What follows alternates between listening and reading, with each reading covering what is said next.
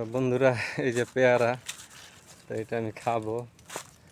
আসলে একটু লবণ থাকলে আরও ভালো হইতো, আর মরিচের ফাঁকি। আসসালামু আলাইকুম। তো আসলাম পেয়ারা খাইতে একটা বাগানে। তো দেখুন কি পরিমাণ জঙ্গল আমার পিছনটা যদি লক্ষ্য করেন, তো দেখা যাক গাছে পেয়ারা আছে কিনা।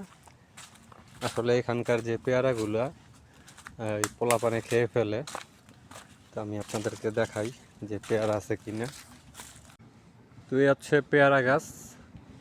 কিছু গাছ আছে, 4-5টা গাছ আছে।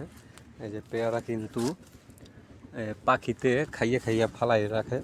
এখানে যদি দেখেন এই পাশেও কিন্তু যে পেয়ারা আছে, তো আমি একটু দেখানোর চেষ্টা করব পেয়ারাগুলো। এই যে একটা, তো এখন আমি এই গাছটার উপরে উঠবো, ওইটা কিছু পেয়ারা আমি সংরক্ষণ করব। আসলে গাছ অনেক চিকন গাছ, আল্লাহ ভরসা, যা হয় হবে।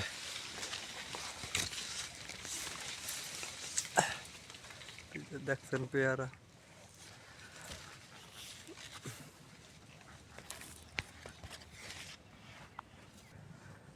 তো এই আমি একটা পেয়ারাই পারছি, তো আর লাগবে না, একটাই খাবো আজকে। তো পেয়ারাটা কিন্তু একবারে কচি, এই যে দেখেন।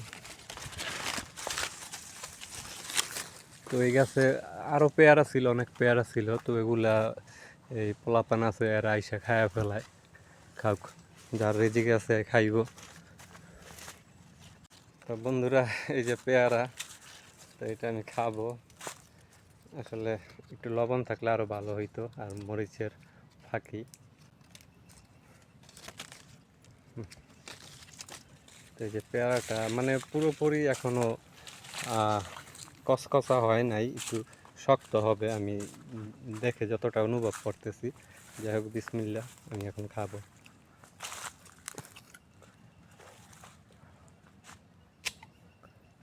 আসলে এরকম গাছের তাজা পেয়ারা খেতে খুব ভালোই লাগে। সাথে যদি একটু লবণ আর মরিচের গুঁড়ি হইলে আরও ভালো লাগতো।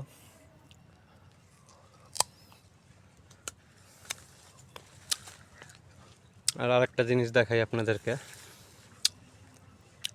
এই যে বাগানটা দেখতেছেন আপনারা, এই বাগানে কিন্তু একটা সময় শাকসবজি ফলানো হতো। শাকসবজি, ধান, গম, ভুট্টা এগুলো রোপণ করা হইতো। তো দেখুন এই বাগানে এখন কি পরিমাণ গাছ, বড় বড় যে মোটা মোটা গাছ।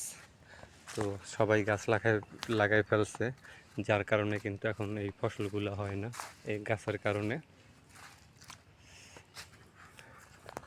তো যাই হোক, আপনারা